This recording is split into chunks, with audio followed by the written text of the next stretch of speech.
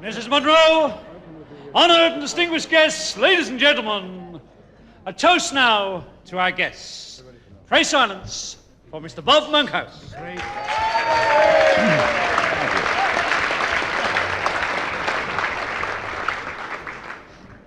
Mickey and Matt's marvelous family. It's a privilege, a great privilege, to speak here tonight. And I thank you for it. Thank you, Michele, for inviting me to do so. There are a great many people at this table and throughout the room who are probably better qualified to do what I'm about to do, but it is a delight to look at Matt's full house here tonight. Oh, it's going to rain. Oh, that was you. Okay. See, that is Michele said to me, don't get up and get grim about this. Stand up and get a couple of laughs, for God's sake. It's very difficult because a lot of people here who are experts at getting laughs spent their life doing it. I'm beside my wife, who is beside Bernie Winters. Now, Bernie said to me, don't do political jokes tonight because, after all, you and I are involved in game shows. And he's right, you can't mix the two. You couldn't have Cecil Parkinson presenting Who's Baby? Yeah. God forbid The Price is Right with Jeffrey Archer. But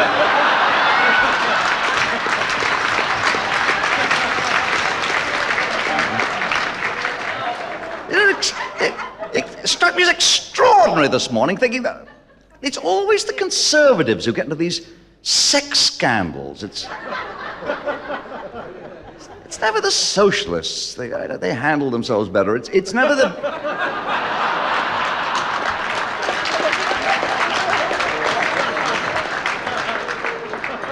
And I was amazed watching Wogan, was it last week or the week before? Sarah Keyes appeared on that.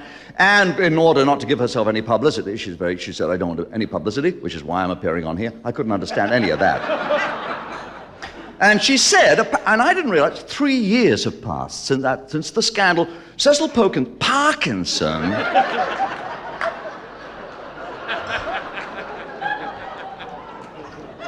3 years ago, he was chairman of the Tory party, which you cannot remain, by the way, chairman of the Tory party, if you put your secretary into Labour. They don't allow this.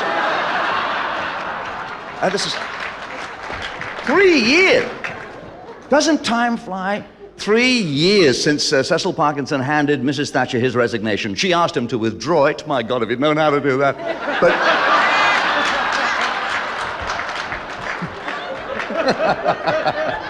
No.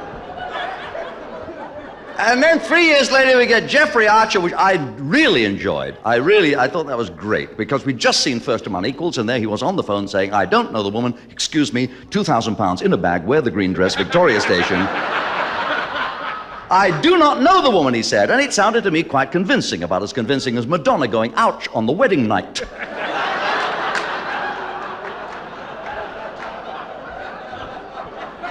But the man's not a liar. We're listening to an honorable man.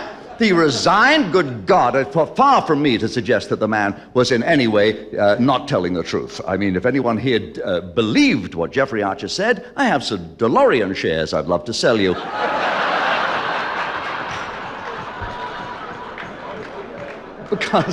But why? This double standard that we have towards sex when we say, no, you cannot be a politician if you go away and do that. Oof. But then we say, hooray, Cynthia Payne is innocent. What a thrill that was. No comedian in this room, not even a writer as fine as Barry Cryer, could sit down and compose humor, comedy, as brilliant as what was coming to us in the Daily Telegraph, in the Times. It was all there. The Cynthia Payne case. Wasn't it wonderful? There it happened in Ambleside Avenue. There the vice squad came in and became the mounted police. Wonderful. And what a scenario we were given, this wonderful scene of things taking place in this tiny suburban house in Streatham, there with these geriatrics upstairs at it like knives. While the madam was downstairs in the kitchen making cocoa, being benevolent. You couldn't invent this stuff, and then the police, God bless them, the best straight men in the game, They march into court with these great cardboard boxes of tricks and toys, and they say, these are sexual deviation brought to life in tiny, tiny gadgets. And she's saying, no, it's all my grandson's stuff. Those are his toys. That's my grandson's. That's his teddy bear you got there. That's it. That's his rattle. That's his black latex whip you've just taken out there. That is my grandson's vibrator that you've got there. 35 horsepower. He's my little grandson's. He's got a Mr. Man sticker on it. He loves that.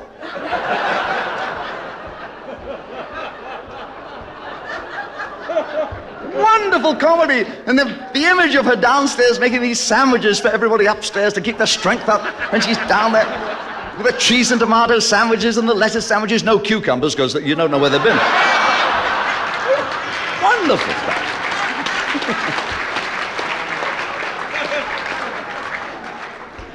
Well, our life in show business is a little tame compared with that. I saw Jan Leeming yesterday. She's completely recovered, thank God. She's still very nervous. There are so many security men at the BBC now, it's ridiculous. You know, they've got about 50 extra men to make sure that nobody undesirable enters the building, and Little and Large still got in. Jan is very jittery, you know. You can understand it, but my God, she was walking down the same corridor last night, and I happened to be going up in the lift. I came out, I guess I was walking quickly, and she almost instinctively, she nutted me, and the fingers in the throat, kneed me in the groin, and I fell. I wouldn't have minded, but she said, "Hello, Bob," before she did it.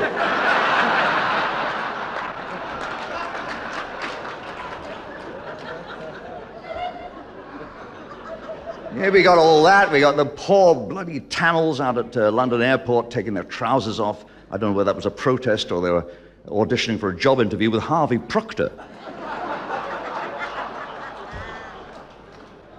It's desperately difficult to understand what anybody's doing, except every now and then comes like a good deed shining in a naughty world, message of something fine. Michele said to me tonight, guess what?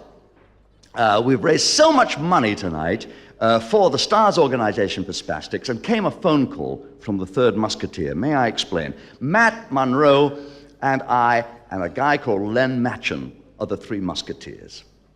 And Len Matcham is a guy who used to be Labour Mayor of Poole, and then he bought a Channel Island. Can you imagine this? He bought one. They didn't want him on Jersey or Guernsey or something, so he bought his own. It's called Brecku, and he sits on Brecku. At the moment, he's having a little problem with his health, and he's in a lovely private nursing home on Jersey. But he phoned to say, in Matt's name, he would like to send £5,000 to the SOS. Thank you, Len.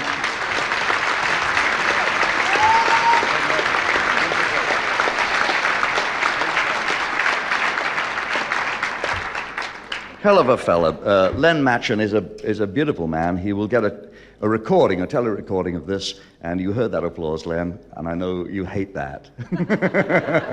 He loves it. He loves it.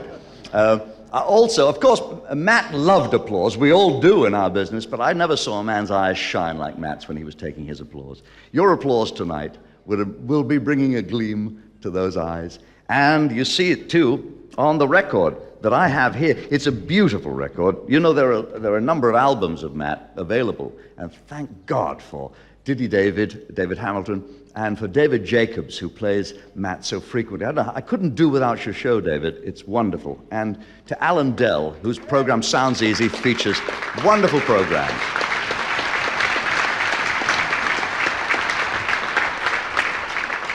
On this album, which is, thank God it's on sale upstairs, so you can get it right away, and there are tapes up there. This is the commercial, friends. I will wait for you if she walked into my life. But on it I see tributes, and the tributes are beautiful. And we have them from Don Black, who spoke so eloquently and so well tonight, from Pet, who is here, of course, and David Jacobs. But we also have George Martin's tribute. George, I know, is at the top table. But he says here, Matt was the finest singer of ballads that I ever had the good fortune to produce. And Frank Sinatra says, if I had to choose 3 of the finest male vocalists in the singing business, Matt would be one of them. His pitch was right on the nose. His words enunciated, letter perfect, the best.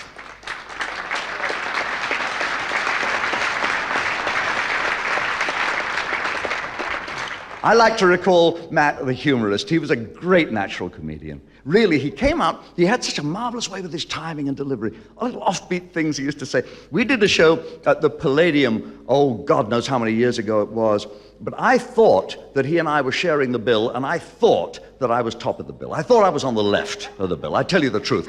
Leslie Grade had told me I was on the left of the bill. I should have known that it wasn't true, but I thought it was true. And I respect Leslie Gray, but he never told me the truth. So he said, you're on the left of the bill, Matt's on the right of the bill. I said, that's fine, that's great, as long as I'm top, because it doesn't matter if you were sharing as long as you were on the left, right? Because that's what you see, you read from left to right. Okay, so now, I get to Leslie Grade's office, we're going to plan the show, and I come in, I'm a little rattled, because I was living in St. John's Wood at the time, and I said, it's not London anymore. I'm not a racist, but a couple of houses in my street have been sold to Arabs, and I said, it's turning into little Dubai. I tell you, it's not London anymore, it's Arabia. My God. And now I sit down. Matt didn't say anything. Now Leslie brings out the proof, and he says, there it is. And Matt's on the left, and I'm on the right. And I said, Matt, that makes you top of the bill. He said, not to Arabs.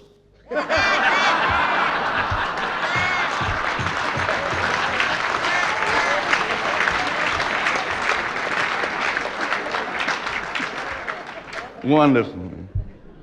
He had a new album out. He was in #1 dressing room at the Palladium, and he had this new album out, and I went in to see him, and he was playing it, and he was singing Maria impeccably. Maria. Oh, God, he sounded great. And he listened to this. It was the first copy that had come off straight off it was an old acetate, you know. They hadn't made it yet for distribution. And his head was in his hands, and he went so quiet after it was over. He really was a picture of dejection. And I said, you're depressed. He said, no, I'm dumbstruck with admiration. See, he had no modesty when it came to what he did. He really knew he was good. See, but combined with a wonderful down-to-earth attitude, we did a show in Manchester at the Dickinson Road studio. Terrible old converted church. It was the Simon D show. You remember the Simon D show? Simon used to make a big thing about the fact that the whole show was extemporaneous. He had no cues at all of any kind. It was ad-lib. And he had gone on about this for about 2 minutes. Then he introduced Matt. And Matt came out and he said, here is my next guest, Matt Monro. Matt comes out and says, you didn't say my name right. And Simon said, I said, Matt Monro. He said, my name isn't Matt Monro, it's Matt Monro. He said, Matt Monro? He said, no, Matt Monro. He said, I said Matt Monro. He said, you didn't. He said, I don't understand you. He said, my name is spelled M-O-N-R-O, Matt Monro. You said M-U-N-R-O-E. Simon said, how do you know? He said, it's written on your bloody cue card.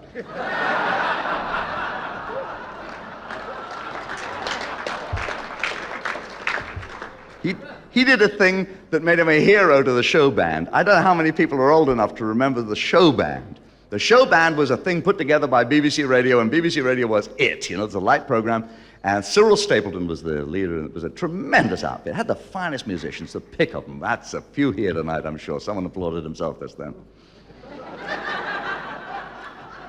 They were great. That really was great. And my late partner, Dennis Goodwin, and I were the sort of resident comedians. And on the Saturday show, David Jacobs was the star.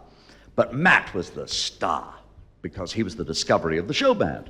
He was the guy, as Don says, from the bus depot who had come straight onto radio. And suddenly this romantic, glorious voice had burst forth on radio. But he'd never been to Aeolian Hall in Bond Street. Now, at Aeolian Hall at Bond Street, we had some guy no one could understand. His name was Peg the Pig. He was a doorman. He was a commissionaire. And he had some security of tenure. God knows why he'd been in the Pioneer Corps. He'd got a job. And everyone hated this bastard because he was a filthy, disgusting man. He was insulting to everybody. He got halitosis. He never washed. And he never shaved, never washed his hair. He was disgusting. His uniform was stained. But he held the job for, God knows why, for about 4 years. But Matt didn't know this man. And we had all had the rough side of this man's tongue.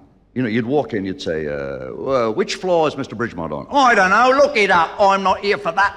So, you know, go on. I'm a star, doesn't the man know? He didn't know. We longed for this man to be given his comeuppance. And I walked in the first day that Matt came in with Ivor Merantz, who was a beautiful guitar player, and I heard this line. It was a deathless line to us. Because Matt, in all innocence, didn't know Peg the Pig. He walked up this awful man.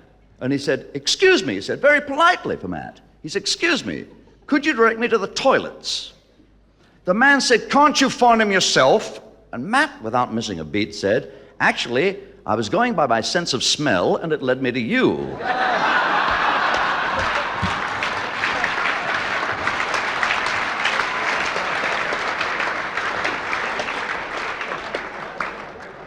Like everyone else who has known Matt Monro, I could talk all night about him. And I got to tell you, he wasn't just the best singer in the business and the funniest guy, but the dearest, best of men. And the fact that we are gathered here tonight in such profusion, with so many faces, dear, friendly faces, who knew Matt, and those perhaps who hadn't the privilege of knowing him but are here because they care about a man who reached them through his voice, through his interpretation of a lyric, through his dedication to what he did. This plain and simple, dear, lovely man whose family is gathered here to celebrate his celebrity. May I tell you, it is a great privilege to speak. And I will now shut up and invite you to raise your glasses to toast the guests here tonight. Thank you so much. Please rise. Toast is our guest.